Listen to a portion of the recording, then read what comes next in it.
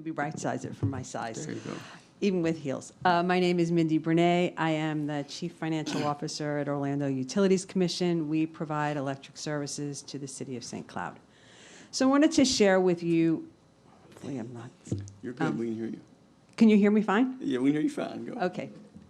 I wanted to share with you the pricing workshop that we provided to our commissioners. They will be voting on this in the December meeting. So it's pretty hot off the presses. Thank you. One more slide. Okay. Oh, no. Yes, perfect. Thank you.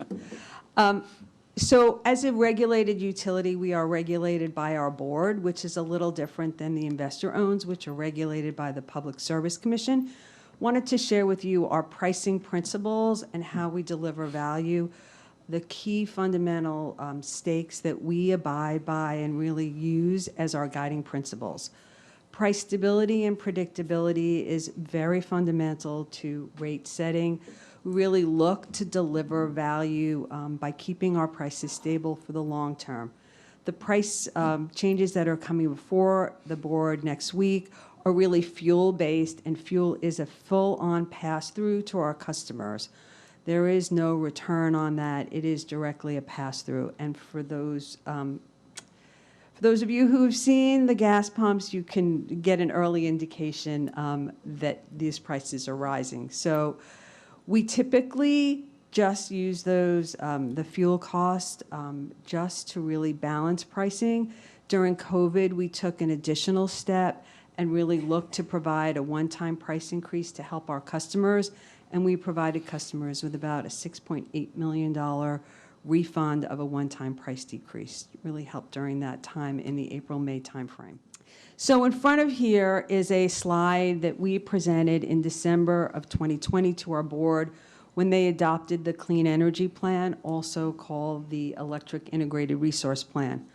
On the left side in green, we really highlighted that there are transformational changes that are really business as usual changes, and they rise from storm hardening, really increasing resiliency, reliability, protecting our assets and infrastructure from cybersecurity, and a lot of dynamic changes in all of the industries, particularly some unique to energy industries. On the right side, we looked at what we call the optimized portfolio and how we could achieve our clean energy net zero emissions target by 2050, and looking at a pricing roadmap of what it would take to deliver that. So with that, fuel prices have increased. You see it at the pump. We experience it on natural gas. There is a variety of items that are impacting pricing on the fuel commodities. They range from supply and demand, COVID-related impacts. Let me think about this. The winter event, the event called the Winter Storm Uri in Texas, that also created some additional pricing pressure. Like we experienced as consumers on toilet paper, we're experiencing some of that constraint on supply and natural gas.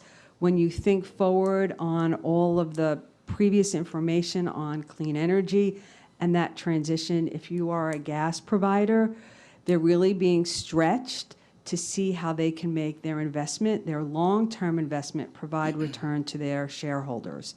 So there are supply constraints, there are pressure in the more traditional fossil fuel of coal, as those assets become diminished and the technology to leapfrog into renewables along with energy storage really make that transition. We're kind of sandwiched in this time where we are experiencing some constraints. So that is really the driver for the price increase that is coming forward to our board next week. It is about a 2.3% price increase on fuel. We do know that our peers are seeing much higher price increases. We have a diversified portfolio. We are leveraging our coal assets at Stanton Energy Center.